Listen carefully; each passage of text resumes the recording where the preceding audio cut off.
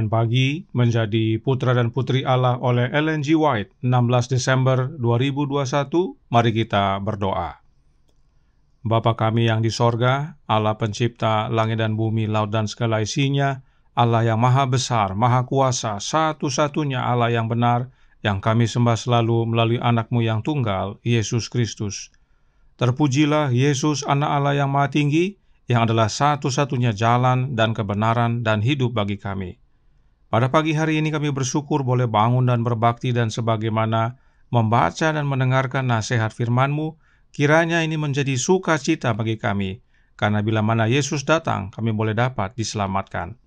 Beserta kami sepanjang perbaktian ini, kehendak-Mu yang jadi, ampun kami akan dosa dan salah, karena kami berdoa hanya dalam nama anak Allah yang tunggal, Yesus Kristus, yang adalah Tuhan dan Juru Selamat kami. Amin.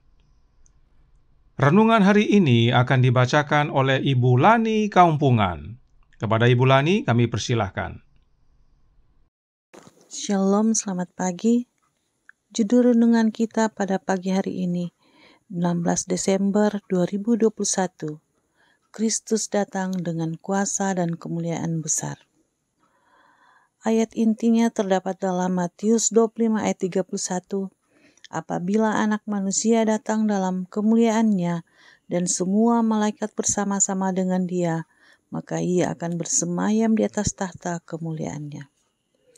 Tidak ada bahasa manusia yang dapat menggambarkan pemandangan kedatangan anak manusia yang kedua kali di atas awan-awan.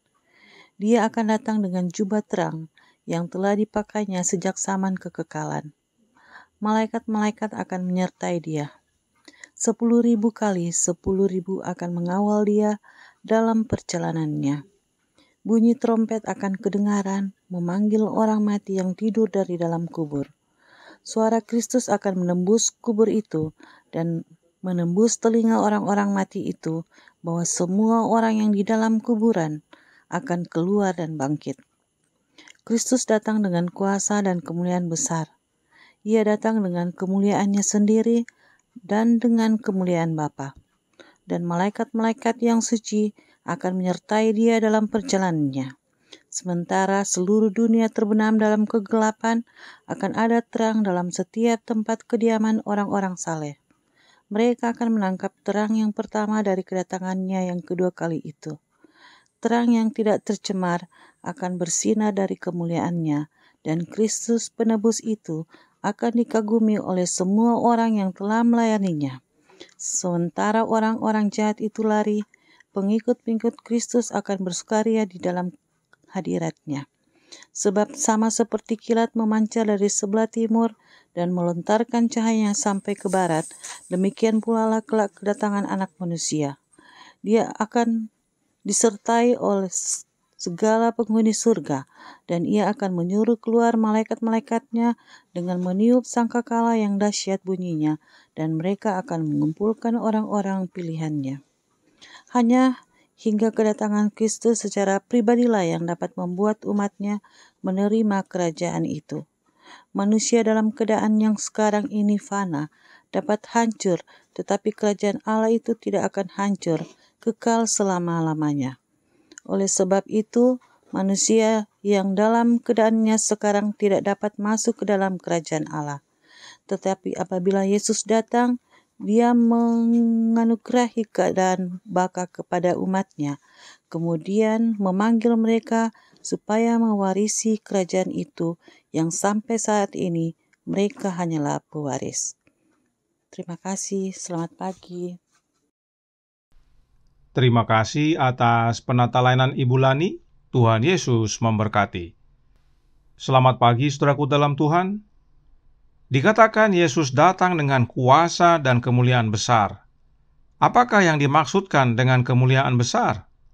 Renungan hari ini berkata dalam Menjadi Putra dan Putri Allah, halaman 369 paragraf 2, berbunyi, Ia datang dengan kemuliaannya sendiri dan dengan kemuliaan Bapa. Inilah dasarnya mengapa dikatakan Yesus datang dengan kemuliaan besar, yaitu dia datang dengan kemuliaannya sendiri dan dengan kemuliaan Bapanya. Nah, apakah yang dimaksudkan dengan kemuliaan Bapa? Ini penting kita ketahui, karena dengan mengerti kemuliaan Bapa, maka kita dapat mengerti tentang kemuliaan Anaknya. Roh Nubuat menjelaskan dalam Membina Kehidupan Abadi halaman 83 paragraf 1 berkata, Kristus sendiri adalah mutiara yang sangat berharga itu. Di dalam Dia terhimpun segala kemuliaan Bapa, kepenuhan kealahan. Ia adalah cahaya kemuliaan Bapa serta peta yang menyatakan pribadinya. Kemuliaan tabiat Allah dinyatakan dalam tabiatnya. Kemuliaan Bapa itu adalah kepenuhan kealahan serta karakternya. Nah, dikatakan di dalam Yesus terhimpun segala kepenuhan kealahan tersebut, dan karakter Bapa ada di dalam Yesus. Itu sebabnya Paulus katakan, Yesus adalah cahaya kemuliaan Bapa, gambar wujud pribadi Bapa.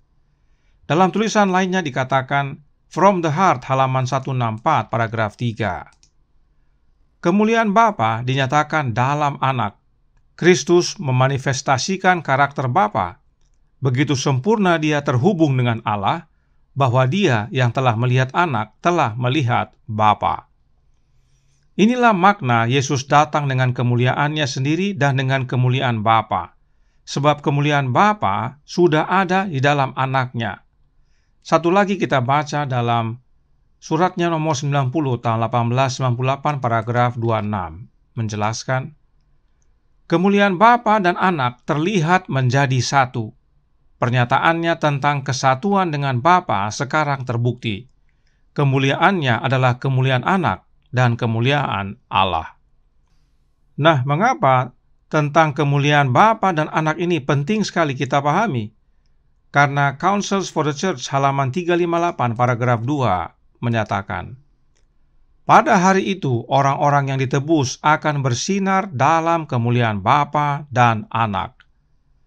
Pada hari apa yang dimaksudkan? Pada hari Yesus membawa umat tebusannya masuk ke dalam kerajaan sorga sebagai piala-piala kemenangannya. Jadi saudaraku dalam Tuhan, saat kita memasuki kerajaan sorga nanti, kita akan masuk dengan bersinar dalam kemuliaan Bapa dan Anaknya. Nah, pertanyaannya adalah, bagaimana caranya kita yang selamat nanti memiliki kemuliaan Bapa dan Anak? Kita baca Signs of the Times November 24 tahun 1868 paragraf pertama. Dikatakan di sana, ketika Kristus memberikan dirinya, Dia membuka mata air rohani dari pengaruh ilahi, sehingga dengan iman di dalam Dia, manusia dapat mengambil bagian dalam kodrat ilahi. Di dalam Kristus dikumpulkan semua kemuliaan Bapa. Di dalam Dia adalah seluruh kepenuhan kealahan. Dia adalah cahaya kemuliaan Bapa dan gambar wujud dari pribadinya. Kemuliaan sifat-sifat Allah dinyatakan dalam karakternya. Kita dapat memiliki kemuliaan Bapa dan Anak dengan cara mengambil kodrat ilahi di dalam Yesus Kristus. Artinya, dengan menerima Kristus tinggal dalam kita dan kita di dalam Kristus, maka itulah yang disebut mengambil bagian dalam kodrat ilahi. Itu sebabnya Roh Nubuat berkata dalam The Review and Herald, September 20 tahun 1881 paragraf 4, berkata, Roh Kristus yang mengalir ke dalam hati semua orang yang memang dipersatukan dengan Dia, membuat mereka mengambil bagian dalam kodrat ilahi. Dan bila kita sudah mengambil bagian dalam kodrat ilahi, itulah jaminan untuk kita dapat mewarisi kehidupan yang kekal. Sebab dengan menerima Roh Kristus dalam hati kita, itulah cara Kristus terbentuk di dalam, yang adalah pengharapan kemuliaan. Roh Nubuat berkata dalam Signs of the Times September 27 tahun 1899 paragraf 9 berbunyi, Kristus dibentuk di dalam dan oleh Roh-Nya Dia memenuhi janji, aku sekali-kali tidak akan membiarkan engkau dan aku sekali-kali tidak akan meninggalkan engkau. Jadi dengan menerima Roh Kristus, maka Kristus terbentuk di dalam hidup kita. Apa hasilnya? Keselamatan tentunya. Itu sebabnya Roh Nubuat berkata dalam In Heavenly Places, halaman 227, paragraf 4. Jika Anda benar di hadapan Allah hari ini, Anda sudah siap jika Kristus datang hari ini. Yang kita butuhkan adalah Kristus dibentuk di dalam, yang adalah pengharapan kemuliaan. Untuk menjadi benar di hadapan Allah, maka kita harus memiliki Kristus dibentuk di dalam hidup kita, yaitu dengan cara menerima Roh Kristus dalam hati kita. Oleh menerima Roh Kristus inilah kita mengambil bagian dalam kodrat ilahi.